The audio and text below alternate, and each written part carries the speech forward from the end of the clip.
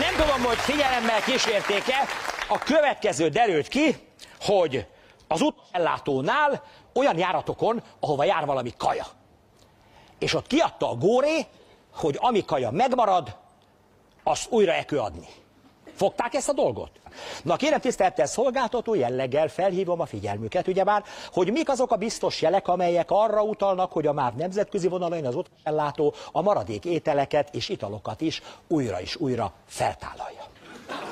A hálókocsiba lépve a kalauz kollégának szólítja a sajtos Pogit, és előre köszön neki, mert ő az idősebb. Az egyik vérsét a MÁV biztonsági szolgálata letartóztatja bigámia miatt, mert egy hét alatt ez már az 5. párja. A felszolgáló a sonkaszeletet Párizsinak hívja, mert már többször volt ott. A Budapest-Madrid vonalon egy szeret marhanyelv már 7 nyelven beszél.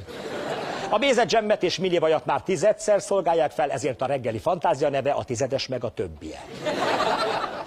A kontinentális reggeli már úgy szerepel az étlapon, hogy 80 nap alatt a föld körül.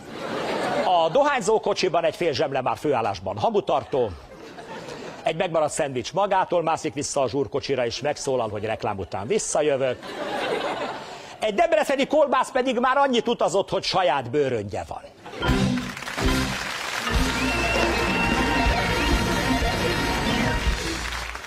Hát szóval az az érzésem, hogy a dolog továbbfejleszthető. Ugye maradtak esetleg trapista sajtok, ezeket lazán átalakíthatjuk pannóniává. Itt vannak a megmaradt virslik.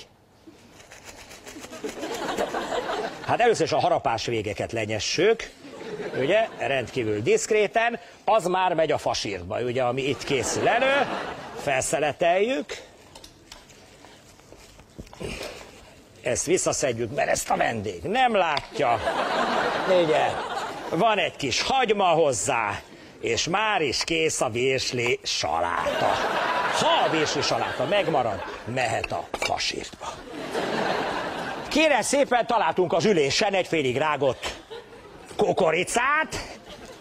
Igen, ez megy a fasírtba. És utána ezt próbáljuk leszedegetni, és akkor ebből, hát most csak jelzem, elvileg ugye kukoricaköret készíthető. Maradt egy kis tortaszelet, ugye? A vendég meghagyta, ebből kis minyonokat készíthetünk, csoki golyókat, beszorhatjuk kókuszreszelékkel, ugye, kis kókuszba meg kell, nézzék, egy szinte tökéletes, 100%-os élvezeti értékkel bíró kókuszdiót sikerült előállítani.